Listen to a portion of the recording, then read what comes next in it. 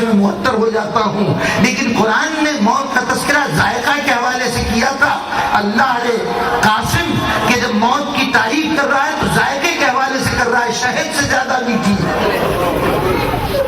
حسین نے سینے سے لگا لیا، بیٹا یقیناً تیرا جذبہ قابل قدر ہے۔ پھر ایک مرتبہ مخاطب ہوئے، چچا وہ تو سب اپنی جگہ پہ رہا، یہ بتائیے کل کے شہیدوں میں میرا نام ہے؟ تو اب حسین نے عجیب جملہ کہا، یہ نہیں کہا تیرا نام ہے، کہا تو یہ کہا بیٹے کل کے شہیدوں میں تو جو تیرا 6 مہینے کا بھائی ہے نا اصغر، اس کا بھی نام ہے۔ خدا جانے اس جملے میں کیا بات تھی، بچے کا ذہن نہ معلوم کہاں پہنچا۔ ایک مرتبہ حسین کی گود سے تڑپ کے کھڑا ہو گیا، کہا مولا کیا یہ دشمنوں کی جرت ہوگی کہ خیمے میں آ جائے؟ کیا اشیاء کا مجمع خیمے میں آ جائے گا؟ حسین نے کہا نہیں بیٹے، ارے جس خیموں کے محافظ تیرے جیسے ہو وہاں کس کی مجال ہے خیموں میں قدم رکھ دے؟ نہیں، وہ خیمے میں نہیں آئیں گے، اصغر خود میدان میں جائے گا، اصغر خود میدان میں جائے گا۔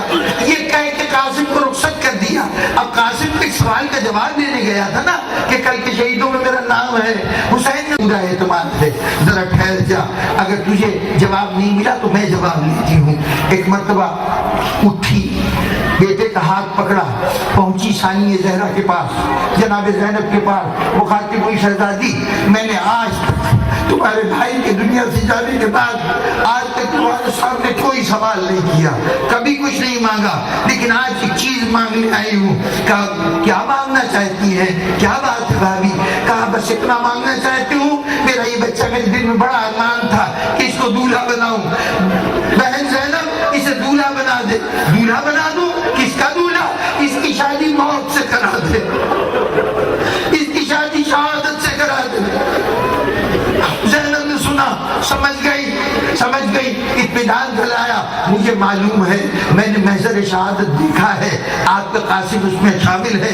اتنے میں حسین آ گئے، سنا کہ زینب ام فروہ میں کیا بات ہو رہی ہے۔ ایک مرتبہ مخاطب ہوئے، بھابھی اپنا دل چھوٹا نہ کیجئے، ارے آج کی قربانی تو سب سے زیادہ قبول ہوگی، سب سے زیادہ قبول ہوگی۔ یہ جملہ اس وقت سمجھ میں نہیں آیا کہ امام کیا کہہ رہے سب سے زیادہ قبول ہوگی، لیکن یہ جملہ ایک دن کے بعد واضح ہوا۔ کب واضح ہوا؟ کب واضح ہوا؟ ذرا تصور کیجئے، قاسم جب میدان میں گیا ہے نا تو گھوڑے پہ خود سوار نہیں ہو سکتا تھا، اتنا کم سن تھا، لیکن بچوں کی گروتھ اپنے اپنے حساب سے ہوتی ہے۔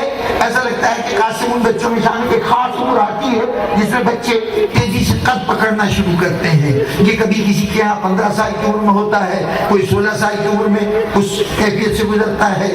قاسم ان بچوں میں سے ہیں جو 13 سال کے ہوتے ہوئے بہت چھوٹے نظر آتے تھے، گھوڑے پہ خود سوار نہیں ہو سکتے تھے۔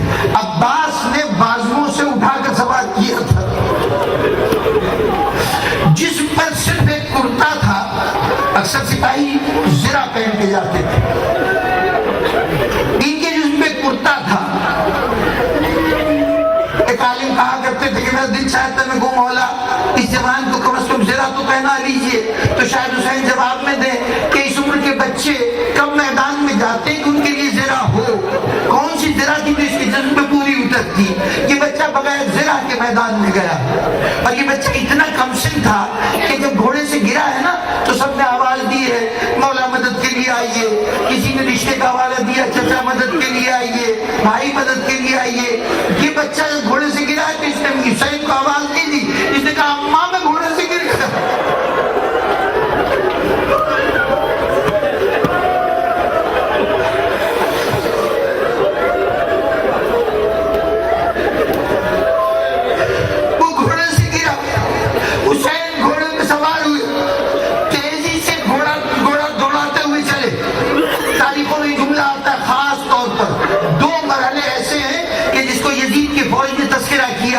حضرت قاسم سے متعلق ایک وہ مرحلہ جو قاسم خیمے سے باہر نکلے ہیں، اور ایک مرحلہ جو قاسم کی لاش تک حسین پہنچے ہیں۔ پہلے مرحلے کے لیے یہ کہا گیا، یزید کے فوج کے مورخین نے یہ جملہ لکھا کہ جب قاسم نکلا نا تو ایسا